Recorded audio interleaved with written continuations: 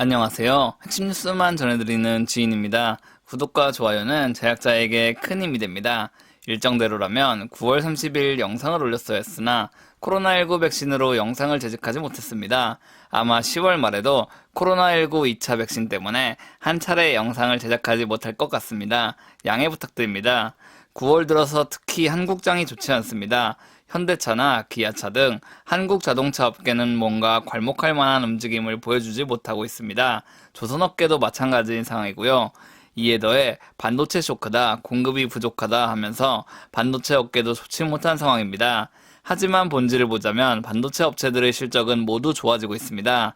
모건 스탠리의 윈터 이즈 커밍 리포트 이후 한국 반도체 업계 주가가 비실거리고 있으나 여전히 기업들의 매출은 견고합니다. 이에 따라 최근 낙폭이 두드러졌으며 3분기 기업 체질 개선과 함께 도약할 만한 기업을 소개해드리기 위해 영상을 제작했습니다. 그럼 시작하겠습니다. 오늘 말씀드릴 업체는 테크윙입니다. 전자공시 시스템을 확인해보면 테크윙은 반도체 검사 장비, 디스플레이 제조 검사 장비 등 전세계 수요처들에게 공급하고 있는 기업임을 알 수 있습니다. 다만 여기서 우리가 주목해야 할 사업 부문은 반도체 부문이니 좀 더 이를 심도 있게 살펴보겠습니다. 테크윙의 매출 현황을 살펴보자면 반도체 검사 장비 매출이 절반 이상을 차지하고 있습니다. 타 사업부들도 엇비슷하게 매출을 유지하고 있기는 하나 결국 본질은 반도체 검사 장비이기 때문에 이에 대한 심도 있는 분석이 필요합니다. 디스플레이 관련 장비도 나름 매출이 확대되고 있으나 여전히 반도체 검사 장비가 주 매출원이라고 볼 수 있습니다. 그렇다면 반도체 공정의 어느 부분에 테크윙의 장비가 필요한지 살펴보겠습니다. 반도체 공정은 설계, 웨이퍼 생산, 패키징 테스트, 판매 유통 등으로 나눠져 있습니다. 다만 상대적으로 TSMC에 비해 국내 반도체 회사는 오사트 부문에서 약세를 보이고 있습니다. 파운드리를 통해 제품이 생산되면 오사트 공정에서 테스트와 패키징 작업을 통해 생산을 마무리 지어야 합니다. 삼성전자와 SK하이닉스가 대규모 파운드리 설비를 늘려나가고 있지만 여전히 오사트 관련 협력업체가 절실한 상황입니다. 현재 글로벌 오사트 기업 1, 2위는 대만의 ASE와 미국의 엠코입니다.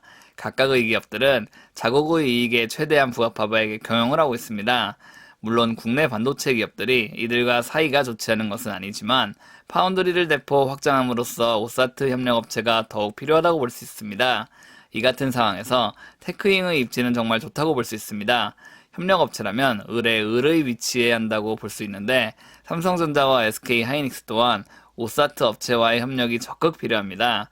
따라서 국내 반도체 업체와 테크윙이 상부상조할 수 있는 형태가 갖춰졌다는 말이죠. 그렇다면 왜 지금이 테크윙에 주목해야 할 때인지 말해보겠습니다. 7월 13일 SK증권의 리포트를 살펴보겠습니다. 보시면 테크윙은 2분기 호실적을 기록했고 3분기에도 사상 최대 실적이 전망된다고 리포트는 말하고 있습니다. 다만 여기서 우리가 주목해야 하는 점은 비메모리 테스트 장비가 메모리 테스트 장비 매출을 넘어섰다는 데 의미가 있습니다. 현재 반도체 업계는 메모리 중심이 아닌 비메모리 사업 중심으로 움직이고 있습니다. 비메모리 테스트 장비가 회사의 주 매출원으로 자리 잡았다는 말은 앞으로도 폭발적인 매출 성장이 예상된다는 말과 같다고 볼 수 있습니다. 그렇다면 이번엔 10월 10일 하나투자증권의 리포트를 살펴보겠습니다. 이 리포트에 우리가 눈여겨봐야 할 것은 테크윙의 주거래 업체가 SK하이닉스와 마이크론이라는 데 있습니다. SK하이닉스 관련 매출은 점점 상승하고 있으며 마이크론의 관련 매출도 역시 점점 상승하고 있습니다. 그렇다면 두 회사 관련된 뉴스는 어떤 것이 있는지 살펴보겠습니다. 지난 5월 하이닉스는 비메모리 사업에 집중 투자하겠다는 입장을 밝혔습니다. 다만 최근 반도체 업황이 좋지 않기 때문에 SK하이닉스도 특별한 뉴스를 내보내고 있지는 않습니다. 왜냐하면 업황이 좋을 때 호재 뉴스를 터뜨려야 주가를 더 끌어올릴 수 있기 때문입니다. 테크윙 역시 마찬가지입니다. 하이닉스와의 거래가 잘 이뤄지고 있다는 뉴스를 표출할 수도 있긴 하지만 현재 업황이 좋지 않기 때문에 이에 대한 뉴스를 감추는 것 같습니다. 이뿐 아니라 마이크론도 메모리와 비메모리 분야에서의 영역을 넓히고 있습니다. 즉 SK하이닉스와 마이크론의 경쟁이 심화된다면 결국에는 테크윙의 입지가 더욱 좋아질 것이라는 말입니다. 마지막으로 2022년에는 더 좋을 수밖에 없는 이유에 대해 말해보겠습니다. 2022년에는 DDR5 양산에 따른 메모리 검사 장비가 대폭 확대될 것이며 대기업들의 대규모 파운드리 투자가 이행돼 이에 따른 낙수 효과가 발생하게 될 것입니다.